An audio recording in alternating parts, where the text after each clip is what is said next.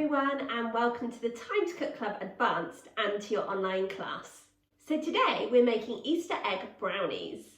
So hopefully if you're joining me today you have all of your ingredients weighed out, measured and ready to go, and also the equipment from the equipment list. So let's make a start. Okay, so the first thing you need to do is you need to spend some time preparing your tin, and this is going to make it much easier to get your brownies out once they've been cooked in the oven.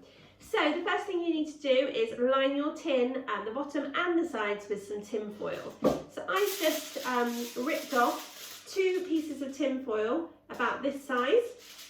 So I'm going to put one, so I put one going one way and push it down in the middle, and then one going the other way, pushing that down in the middle too. So basically your whole tin will be lined with tin foil. And just make sure that you're kind of pushing down on your tin foil so that it sits flat on the bottom.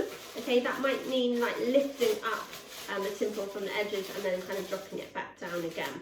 And just make sure that all the tin foil is really kind of flat to the sides and to the bottom. Okay, now once you've lined your tin with tin foil, you also need to line it with some non-stick baking paper. And again, you're going to tear off or cut off 2 pieces about this size.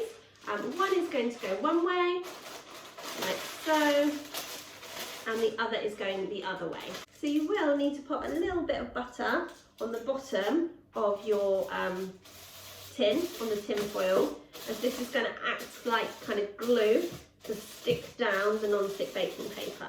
Okay, you can pop a little bit on the sides too, like so,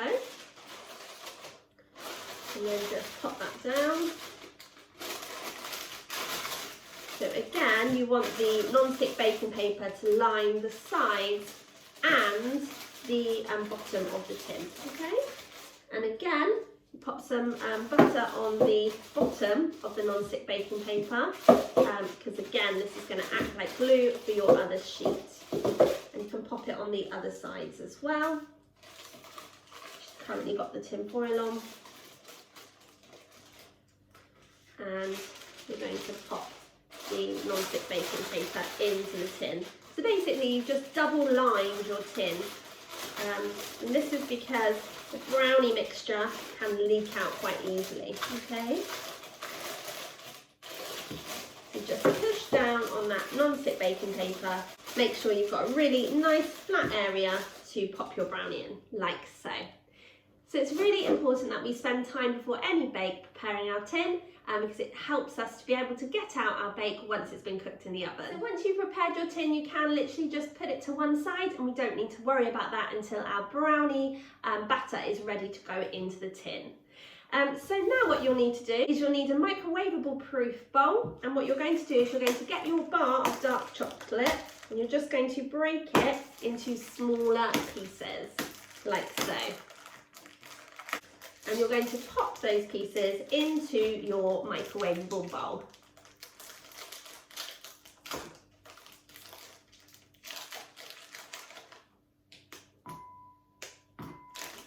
You're also going to get your butter, and you're going to cut your butter into thin slices, okay, and then pop it with the chocolate pieces in your microwavable bowl, like so. And just keep cutting your butter until you've chopped it all up. So once you've cut your butter into thin slices, you're then going to cover the top loosely with some cling film before popping it into the microwave to microwave on high for 1 minute. You're then going to take the microwavable bowl out of the microwave and just give your mixture a good stir before returning it to the microwave and cooking it again for another 30 seconds on high. Your aim is for your chocolate and your butter to be melted into one mixture, okay? So you can give it another good stir just to stir out those lumps. If you don't have a microwave, then don't worry. All you'll have to do is pop your chocolate pieces and your slices of butter into a Pyrex bowl. You can then get a small saucepan and fill the saucepan with about that much water, just a little bit at the bottom. And then you can pop that saucepan onto the hob on a low heat, and you can place the bowl on top. So the bowl should be just kind of perched on top of the saucepan, not touching the water at the bottom. So that's why you need a bigger bowl and a smaller saucepan. So join me back here when your butter and your chocolate have been melted together and we can continue with our bake. Okay, welcome back guys. So hopefully by now your butter and your chocolate has been melted. So you can just leave that to one side to cool slightly. So in your mixing bowl, you're going to add in your caster sugar. And you're also going to add in your 4 eggs, but you're going to do this 1 egg at a time. So you're going to crack your eggs into a separate bowl or cup, and that way you can make sure that the egg's okay and that there's no shell in the egg.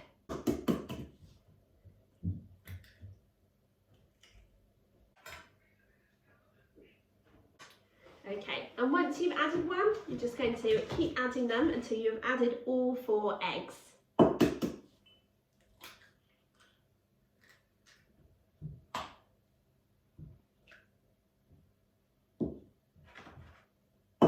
If you do have any egg on your hands, it's really important that you go and wash those. So I'll see you back here in just a minute. So you also need to preheat the oven to either gas mark 4 or 180 degrees or 160 degrees if you're using a fan oven.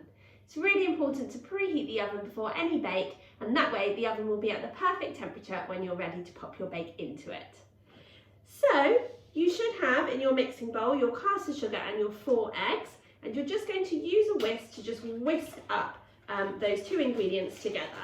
So you need to spend roughly about 2 minutes just whisking up the sugar and the eggs, okay, until they're all kind of frothy looking. So just keep whisking for a couple of minutes until your mixture looks frothy. So you've mixed up the sugar and the eggs, you then need to add in the melted chocolate and butter mixture.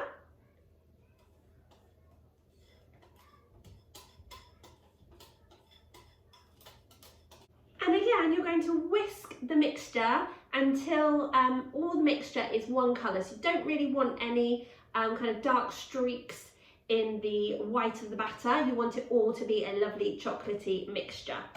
So join me back here when you've whisked in those ingredients into the mixture, and I'll tell you what to do next. Okay, welcome back guys. So now you need to measure out your 1 teaspoon of vanilla extract, which is going to give your brownies a lovely sweetness to them. Now whenever we're measuring out any flavourings or spices or herbs, we always do so over a separate bowl or cup, and that way if we add too much, we're not spoiling the rest of the ingredients.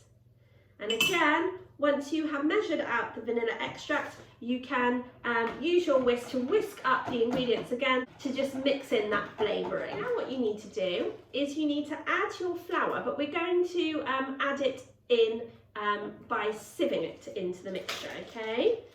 Because this will stop any kind of lumps from going into the brownie batter. And we're also going to add our cocoa powder, so we can do this at the same time, okay?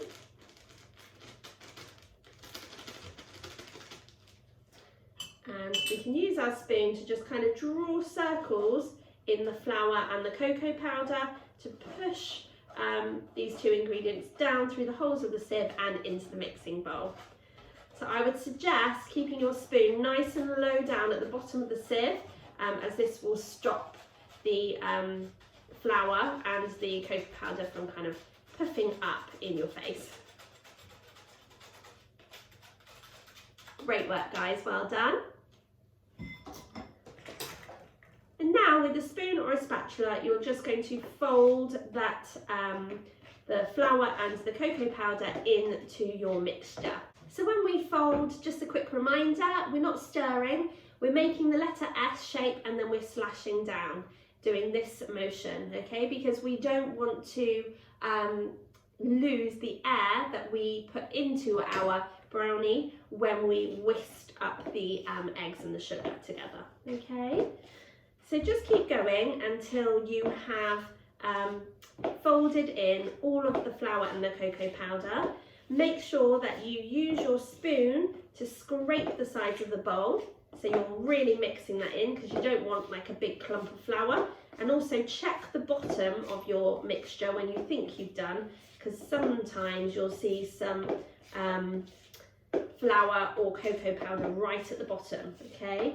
You won't always notice that if you don't check until you're pouring it into your baking tin. Now what you're going to do is you're going to break up your walnut pieces, and you're going to pop these into the bowl too.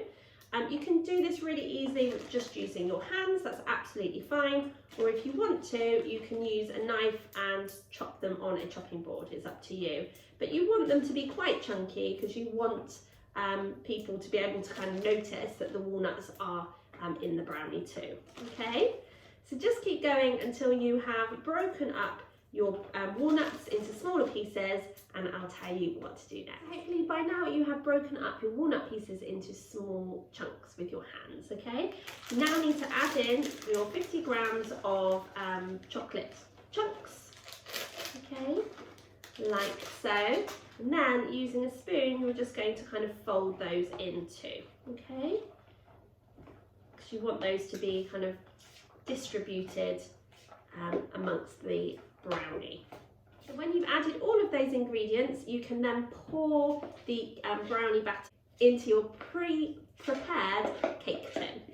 And if you have a spatula, you might want to use it to just make sure that you're not wasting any lovely mixture, and that you're getting it all out and into the tin. Now what you need to do is you need to pop your oven tin into the oven to cook for 40 minutes.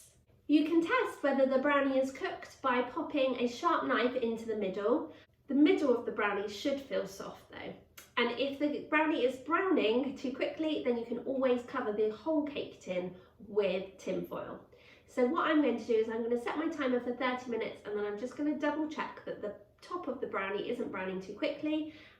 Otherwise, I will pop some tin foil over the top and then pop it back into the oven to cook for a further 10 minutes. So brownies should be removed from the oven whilst the middle is still soft, because this gives the brownie a chance to continue cooking once it's been removed from the oven. So the heat of the tin will continue to cook, but if you remove it when it's nice and soft, then it will have that lovely gooey brownie texture.